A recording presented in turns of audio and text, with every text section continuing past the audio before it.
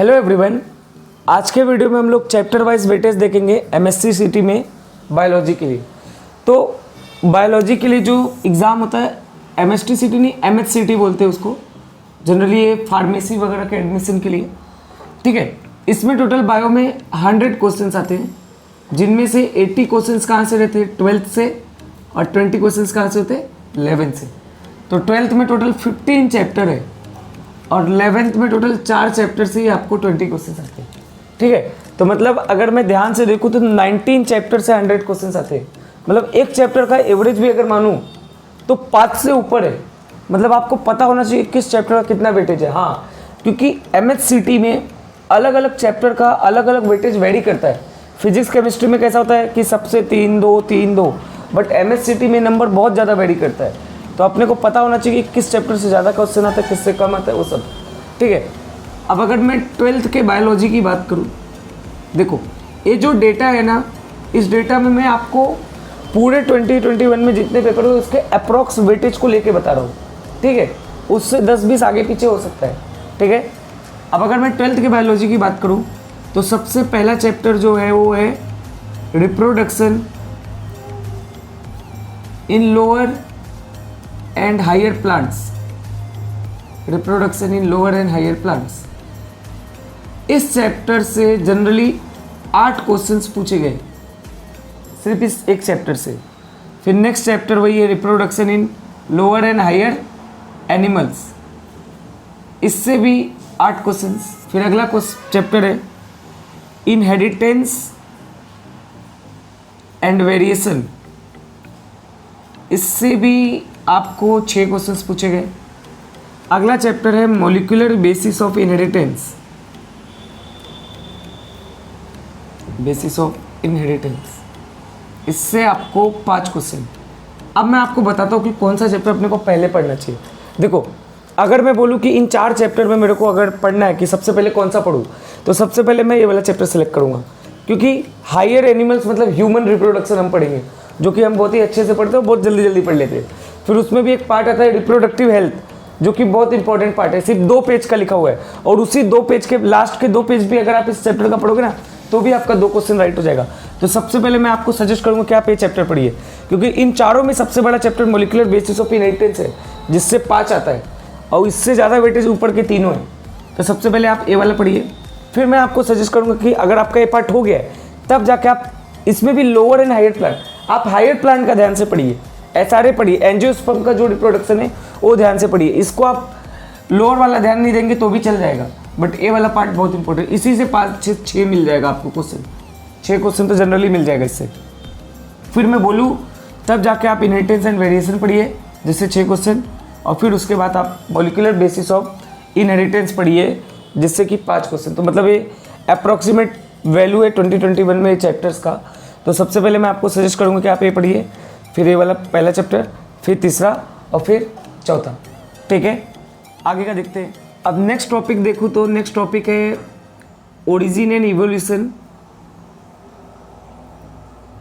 Origin and evolution से generally आपको 4 question पूछेगा, 4 क्वेश्चन पूछा था लास्ट टाइम एवरेज अगर देखा जाए तो। फिर उसके बाद अगर मैं बात करूँ तो प्लांट वाटर रिलेशन है, उससे भी आपको 4 क्वेश्चन पूछा था, क्योंकि 4-5 का तो एवरेज होगा ही ना, क्योंकि 19 चैप्टर है, 100 क्वेश्चन है, तो 4-5 का तो एवरेज है ही, ठीक है। फिर अगर मैं ओरिजिन एंड इवोल्यूशन हो गया, प्लांट वाटर रिलेशन हो गया, अगर नेक्स्ट चैप्टर की बात करूँ प्लांट ग्रोथ और मिनरल का, तो इससे भी आपको 5 क्वेश्चन पूछे थे।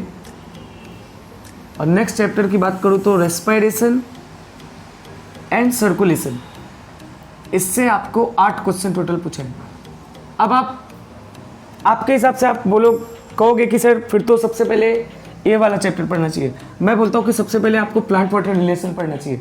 ये 8 है, ये 4 है, हाँ भले ही ये 8 है, ये 4 है, लेकिन प्लांट वाटर रिलेशन में पूरा चैप्टर ही लगभग डिलीट है, सिर्फ 2 या 3 पेज शुरू का पढ़ना है। तो शुरू का आपने 2-3 पेज भी पढ़ लिया तो आपके 4 क्वेश्चन राइट हो जाएंगे, क्योंकि डिलीटेड पोर्शन के हिसाब से है ना, ठीक है। फिर उसके बाद आपको ओरिजिन एंड इवोल्यूशन पढ़ना चाहिए, और इनमें भी सबसे मेन पार्ट, आधे से ज़्यादा तो डिलीट ही है, सबसे मेन पार्ट है ह्यूमन इवोल्यूशन। आप ह्यूमन इवोल्यूशन पढ़ लो ना, उसी से मैं बोलता हूँ 2 से 3 क्वेश्चन आ जाएंगे, ठीक है। तो सबसे पहले मैं सजेस्ट करूँगा कि आपको प्लांट वाटर पढ़ना चाहिए, फिर ओरिजिन एंड इवोल्यूशन पढ़ना चाहिए, ठीक है। फिर उसके बाद आपको रेस्पिरेशन एंड सर्कुलेशन सजेस्ट करूँगा। इसमें देखो डिलीटेड भी ज़्यादा नहीं है, अगर मैं डिलीटेड की बात करूँ तो डिलीटेड भी ज़्यादा नहीं है, इसको लगभग पूरा ही पढ़ना है चैप्टर। तो और वेटेज भी है इस चैप्टर का, जाहिर सी बात है 8 क्वेश्चन है। और फिर उसके बाद आप प्लांट ग्रोथ और मिनरल पढ़ो। प्लांट ग्रोथ में भी आप मेन फोकस सिर्फ वो एंजाइम्स पे करो, वो जो सारे हार्मोन्स है, प्लांट हार्मोन सॉरी, सारे प्लांट हार्मोन्स पे करो, पाँचों पे, ठीक है। मिनरल में आप ज़्यादा फोकस हो मैक्रो और माइक्रो न्यूट्रिएंट, उन पे फोकस कर लो, बस आपका हो जाएगा। तो सबसे पहले आपको क्या पढ़ना चाहिए? प्लांट वाटर रिलेशन, फिर ओरिजिन इवोल्यूशन, फिर आपको रेस्पिरेशन एंड सर्कुलेशन, और उसके बाद आपको क्या पढ़ना चाहिए? Plant growth. अब अगर मैं नेक्स्ट टॉपिक्स की बात करूँ तो नेक्स्ट टॉपिक है control and coordination. Control and coordination, इससे जनरली आपको 6 क्वेश्चंस पूछा है अप्रोक्सीमेटेड जो दिखा है। और human health and disease, human health and disease, इससे आपको 5 क्वेश्चन, ठीक है। 4 से 5 तो एवरेज आपका है ही, ठीक है। फिर उसके बाद मैं बात करूँ तो इन्हांसमेंट होगा, इन्हांसमेंट इन फूड प्रोडक्शन, इन्हांसमेंट इन फूड प्रोडक्शन, इससे आपको 7 क्वेश्चन। और नेक्स्ट है बायोटेक्नोलॉजी, ठीक है। बोलना तो नहीं चाहिए बट इससे बहुत ज़्यादा क्वेश्चन पूछता है, 9 से 10 क्वेश्चन, ठीक है। अब आप देखो, अगर मैं बात करूँ तो आप सोच रहे होगे कि सबसे पहले सर बायोटेक पढ़ना चाहिए या कौन सा पढ़ना चाहिए सबसे पहले। तो मेरे हिसाब से ना, अगर मैं बोलूँ, मैं पूरे बायो में अगर कुछ सबसे पहले कोई चैप्टर पढ़ूंगा ना, तो इन्हांसमेंट इन फूड प्रोडक्शन पढ़ूंगा। क्यों? क्योंकि इन्हांसमेंट इन फूड प्रोडक्शन में 3 पार्ट है। एक तो प्लांट ब्रीडिंग वाला पार्ट है, एक एनिमल हस्बेंड्री है, और एक माइक्रोब्स इन ह्यूमन वेलफेयर है। इनमें से ये दोनों पार्ट डिलीट है, मतलब सिर्फ माइक्रोब्स वाला पार्ट है, मतलब वही लास्ट का 4-5 पेज जो है, मतलब वही जो माइक्रोब्स का पार्ट है। तो सोचो सिर्फ माइक्रोब्स पढ़ के मैं 7 क्वेश्चन राइट कर दूंगा, सिर्फ 4 से 5 पेज पढ़ के। तो मैं सबसे पहले इन्हांसमेंट इन फूड प्रोडक्शन पढ़ूंगा। अगर मुझे पूरे बायो में भी अगर कोई चैप्टर पढ़ना हो 11-12 मिला के ना, तो मैं इन्हांसमेंट इन फूड पढ़ूंगा। फिर मैं अगर पूरे बायो में कोई चैप्टर अगर पढ़ना चाहता हूँ कि पूरे बायोलॉजी में कौन सा चैप्टर पढ़ूँ, मेरे पास 2 ही दिन है, फटाफट कोई चैप्टर पढ़ना है मुझे, तो बायोलॉजी में मैं सेकंड चैप्टर बायोटेक पढ़ूंगा। बायोटेक में भी 2 पार्ट है, एक तो उसका प्रोसेस वाला पार्ट है, एक उसका एप्लीकेशन वाला पार्ट। एप्लीकेशन वाला पार्ट लास्ट का 4-5 पेज है, उसमें भी किताब में ना 3-4 डब्बे बने हुए हैं, आप तो सिर्फ वो डब्बे पढ़ लो, ठीक है। एप्लीकेशन पार्ट से ही समझ लो 6 क्वेश्चन आएगा, और प्रोसेस पार्ट से आपको 3 से 4 क्वेश्चन आ सकता है। और प्रोसेस में भी आप सिर्फ PCR वगैरह पढ़ लो, और जो रेस्ट्रिक्शन एंजाइम्स वगैरह है उनके नाम वगैरह याद रख लो, प्लाज्मिड का नाम याद रख लो, जो PBr 322 है वो सब पढ़ लो बस। तो फिर नेक्स्ट चैप्टर में क्या पढ़ूंगा? बायोटेक। बायोटेक में भी सबसे इंपॉर्टेंट उसका एप्लीकेशन जो लास्ट का 4 पेज है, उससे ही 6 क्वेश्चन आपको मिल जाएंगे, 5 से 6 क्वेश्चन। और उसमें भी वो जो एग्जाम्पल के जो डब्बे वगैरह है ना, वो आप बहुत अच्छे से पढ़िए, ठीक है। प्रोसेस जो स्टार्टिंग का जो बायोटेक का पार्ट है, प्रोसेस जो है, उसे जनरली कम ही पूछेगा, 3 से 4 ही पूछेगा। और उसमें भी PCR पढ़ लिया, रेस्ट्रिक्शन एंजाइम पढ़ लिया, प्लाज्मिड पढ़ लिया, तो बहुत है। फिर अगर मैं बात करूँ कि सबसे पहले तो ये पढ़ूंगा, फिर ये पढ़ूंगा, फिर मैं ह्यूमन हेल्थ एंड डिजीज़ पढ़ूंगा। सर कंट्रोल एंड कोऑर्डिनेशन का वेटेज ज़्यादा है, बट ये बहुत ज़्यादा है, ठीक है। ये इतना डिलीटेड नहीं है, इसमें आपको हार्मोनल पार्ट भी पढ़ना है, ये भी पार्ट पढ़ना है, ठीक है, ह्यूमन पार्ट भी पढ़ना है। तो सबसे पहले आपको ये पढ़ना चाहिए ह्यूमन हेल्थ एंड डिजीज़, फिर उसके बाद मैं सजेस्ट करूँगा कि आप कंट्रोल एंड कोऑर्डिनेशन पढ़ो, ठीक है। और अगर मैं आगे का चैप्टर देखूँ तो आगे का चैप्टर जो है इकोलॉजी पार्ट है। तो इकोलॉजी पार्ट में आपको सबसे पहला चैप्टर जो होगा वो होगा ऑर्गेनिज्म एंड पॉपुलेशन, ठीक है। नेक्स्ट चैप्टर जो आपका रहेगा वो इकोसिस्टम होगा, और उसका नेक्स्ट चैप्टर आपको इन्वायरमेंटल इशू होगा और बायोडाइवर्सिटी होगा, बराबर, ठीक है।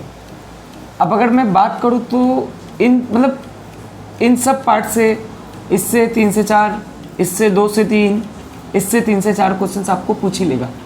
अब अगर मैं बात करूँ कि सर सबसे पहले क्या पढ़ना चाहिए, मैं बोलूँ ना सबसे पहले आप इकोसिस्टम पढ़ो, क्योंकि इस चैप्टर में सब कुछ डिलीट ही है, सिर्फ वो सक्सेशन वाला पार्ट है आपको। तो सब सक्सेशन 1 या 2 पेज का सिर्फ है, किताब में सिर्फ 1 से 2 पेज का लिखा है। तो सबसे पहले मेरे हिसाब से मैं सजेशन करूँ ना, तो मैं इकोसिस्टम पढ़ूंगा।